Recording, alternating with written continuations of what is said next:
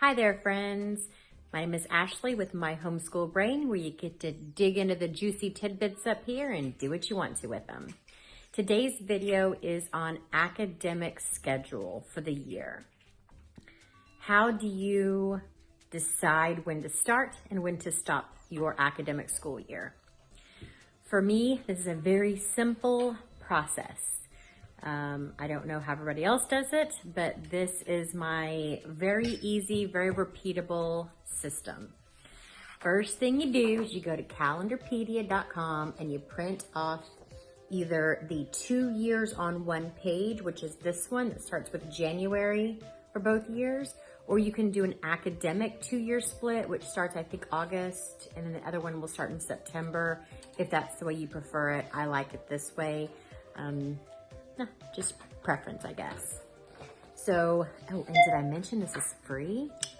Yeah, who doesn't like free? So this can serve one purpose or two purposes. I use it as just a rough guide of our year and our plan, but you can actually take this and also use it as your attendance record keeping later if that's what you prefer to do. So there are kind of two schools of thought on planning your year.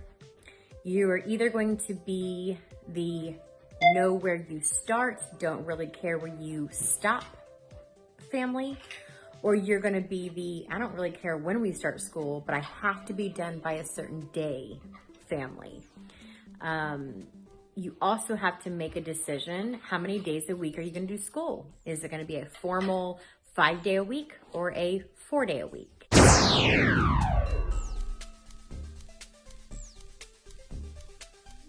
That can totally make a difference.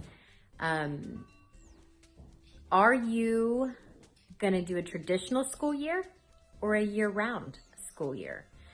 Those also come into play. So the first three things you have to ask yourself is, do I care when I start or stop? Are we going to do 4 or 5 days of work every week? And thirdly are we going to do a traditional school year or year round? So based on those things, you can do this a couple different ways. If you're like me and you have to have that definite start date, and that date is important to me because I spend months putting together and searching and researching curriculum and all that good stuff. And then you purchase it and then it gets here and then you have to lay it all out in a planner of some sort. And you know, that takes a while. It's not like something you can do in 2 or 3 days. So I like to know when I have to have all that here in my hand and ready to go on our first day of school. So that date is very important to me, is to know when my deadlines are. And this calendar works great for that, figuring that all out. Typically, we have a general rule that we start the first or the second week of August. And that can vary depending on, you know, whatever our summer has been like. Are we going on vacation? Are we not? How have the kids been over the summer? Do I feel like I need to reinforce some things or just start early to get back into some routines? It all changes. And so, but typically it's the first or the second week of August. First thing that I do is I grab 3 highlighters and a pen and my principal. I have to use 3 highlighters because I do have an 8th grader in public school. And so I like to be able to see what his schedule looks like along with our homeschool schedule, and just to make sure that kind of lining things up. So the first thing I'll do is I'll look at his academic calendar, mark off all the major days that I know that we're going to want to take off at that same time and plug those in. So for an example, that would be the second week of March for spring break. And so I will highlight in green is his schedule time off.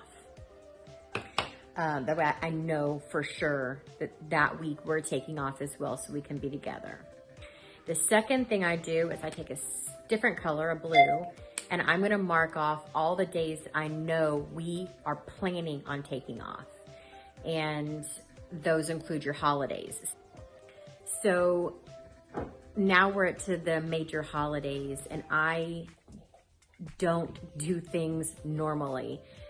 We don't need to take off a whole week at Thanksgiving. We don't need to take off a whole week at Christmas. So I will just mark off the Thursday and Friday of Thanksgiving and the Christmas Thursday, Friday week for Christmas. And so now I have all my blue. So I have my green for the school, the public school, and then I have my blue days marked out. The reason I call this a guide and not a plan for the year is that things change. So this is one I'm putting together for you right now to show you the step by step, but our actual calendar has our normal stuff on there. But in 2 weeks, my kids have decided that they're going to grandma's.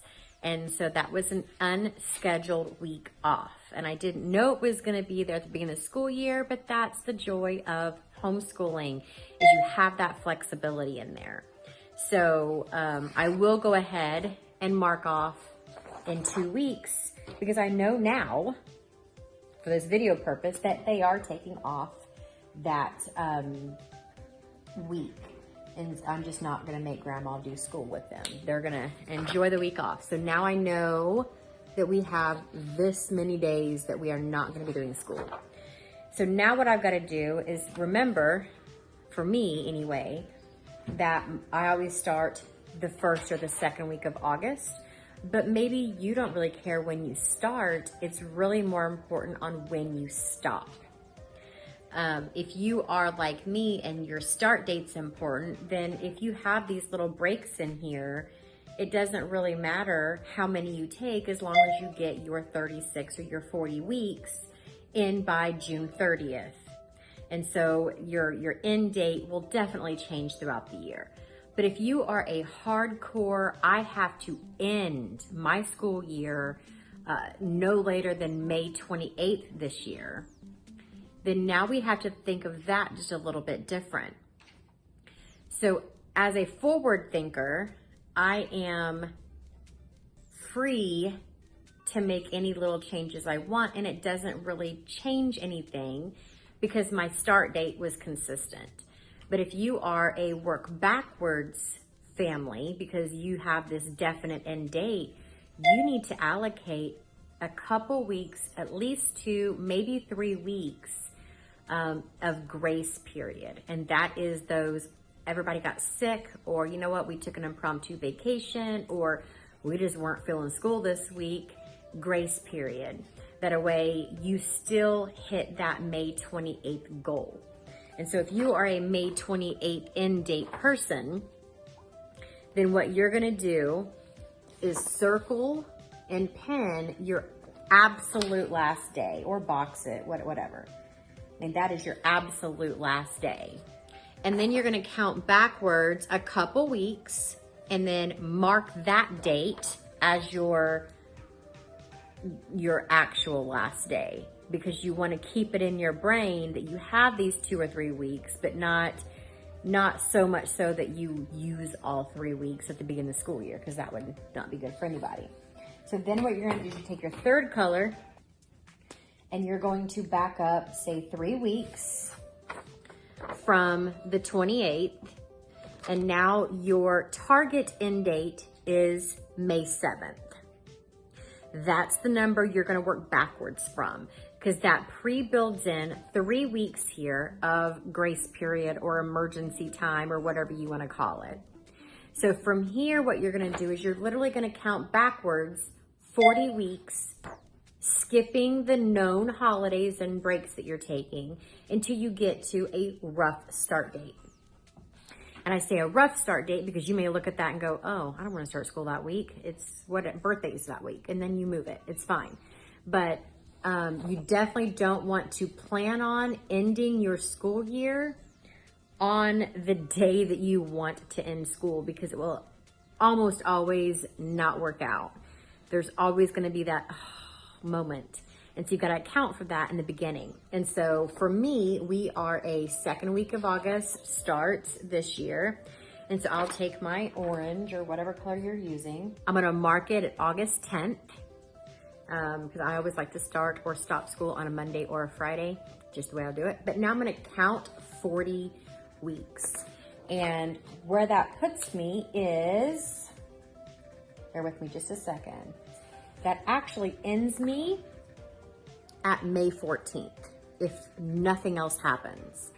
But I want, as a note in my brain, I want 2 or 3 weeks of grace built in there to where if I don't hit this mark, that's fine, but I really kind of want to aim to hit a secondary mark, which is my absolute hard stop. And so that for me would be, if I just gave myself 2 weeks, I'm now stopping at that May 28th mark. So I've got 2 weeks of grace built in, plus all my holidays and my time off I've already accounted for.